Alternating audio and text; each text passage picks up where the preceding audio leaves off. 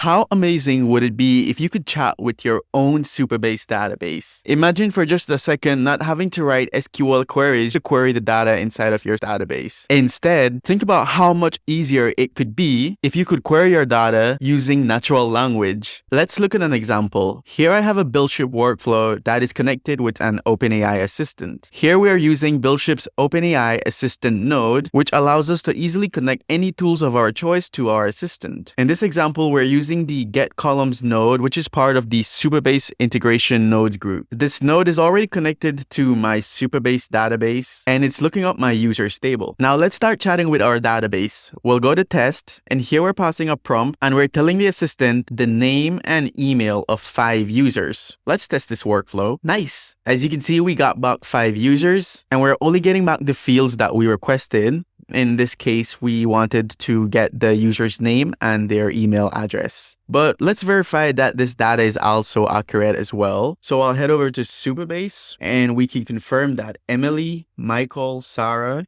and David exists in our table. So let's verify if we have these values in our response. And as you can see, we do. Now let's see how we can get started with building this workflow in just 4 easy steps. As our first step, we'll select the Chat with Supabase template. This will spin up a fully completed workflow for us, but we'll still need to go through the nodes to set up the right configurations. This workflow is using BuildShip's REST API call trigger. This is essentially creating an API endpoint, which we can integrate with any front-end framework of our choice. We're specifying our API endpoint path to be chat with Supabase, and the HTTP method is set to get.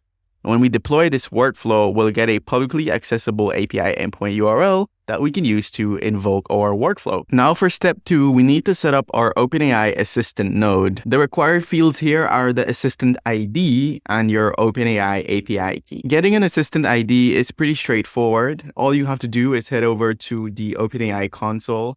And if you don't already have an assistant, then you can easily create a new one. You can just give it a name, and you could also select the GPT model you would like to use. But we already have a Supabase assistant created, so we'll just come here and copy the assistant ID.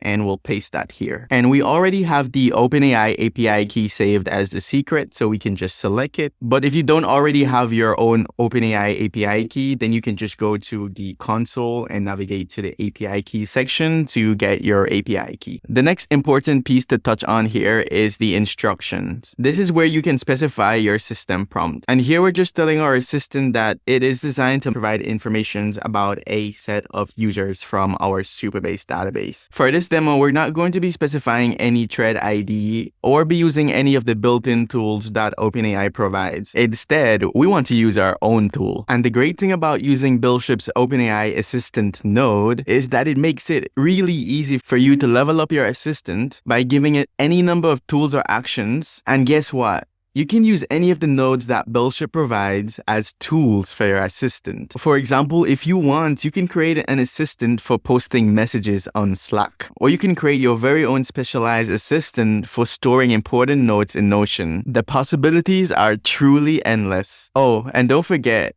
if you're trying to use a tool in the form of a BuildShip node that isn't already available, then you can generate your own node with AI. Since we're building an assistant that we want to use to chat with a Supabase database, we're providing the Get Columns node as a tool for our assistant to use. BuildShip provides a number of Supabase integration nodes. There's nodes for inserting a row, for getting a single row. But for this use case, we're going to be using the Get Columns node. We can use this node to query the data inside of a Supabase table and limit the fields returned to only the columns we specify. Step 3, we need to set up the Get Columns node. The table name is already set to users. Of course, this needs to be an actual table inside of your Supabase database. As you can see, this is the users table we will be working with. But if you're working with a different table, then all you need to do is change the table name. Next, we need to enter our API key, and we already have this value stored as a secret.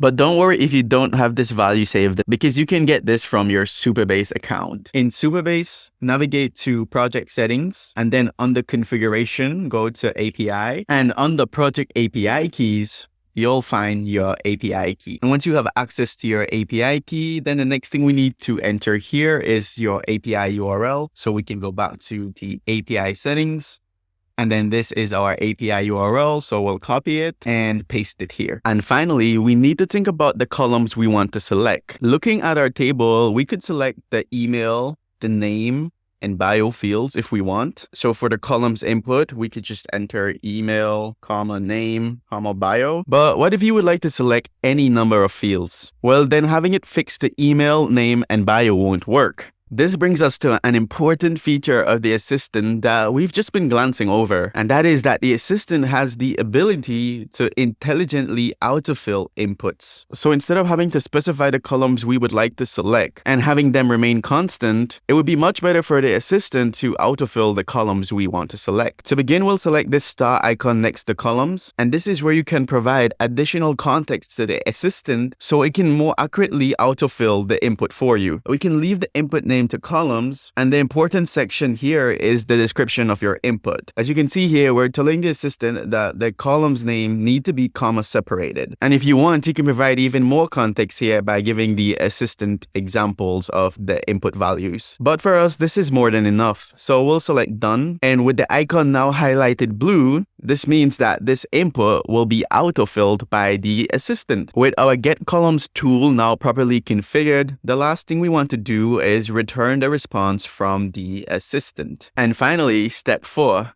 Let's give our workflow a test. We want to test that our entire workflow is working, so we'll select test at the top. And if in case we missed it, we're passing the user prompt as a query parameter called prompt. So let's go back to test, and our query parameter is called prompt. And for the value, let's enter the name of one user. Let's test the workflow. Great, as you can see, we got back a response from our assistant, and it's telling us that the name of one user is Emily Johnson. As always, we want to verify if this is accurate, so we'll go back to our Supabase table, and you can see that we do have a user whose name is Emily Johnson. Let's try again with a different prompt. This time we'll say the name and bio of one user. We'll test again. And this time around, we're getting the name Luke Walton, as well as his bio. He's an AI nerd. We go back to our Supabase table. We can see at the very bottom here, we have a user whose name is Luke Walton, and his bio is he's an AI nerd. Perfect. There's more to it, but given the nature of our prompt, our assistant is able to intelligently autofill our columns input for us. Let's inspect the logs to see this in action. If we look at the logs for the assistant, at the bottom, we'll see when we execute our Get Columns tool, our assistant is autofilling the columns input with name, comma, bio, which is exactly what we're requesting in our prompt. And that's as far as we'll go today. Pairing BuildShip's assistant node with your OpenAI Assistant opens the door for many interesting use cases. And you'll find in our templates library many such use cases already created for you to try out. In this video, we looked at how you can chat with a Supabase table. But keep in mind that BuildShip also provides integrations with other popular database providers. For example, if you want, you can connect your assistant with the default BuildShip database that comes with every BuildShip project. There's even integration with MySQL and Postgres. But we'll leave that exploration up to you. And if you found this interesting, then we'd love to hear your comments. And don't forget, if you're not already subscribed to our channel, then you should, because we have a lot of interesting content just like this lined up. In a future video, we'll show an even more scalable version of this workflow that will be better suited for tables with thousands and thousands of rows. You're not going to want to miss out on that. But that's all we have for now. Until the next video, happy build shipping.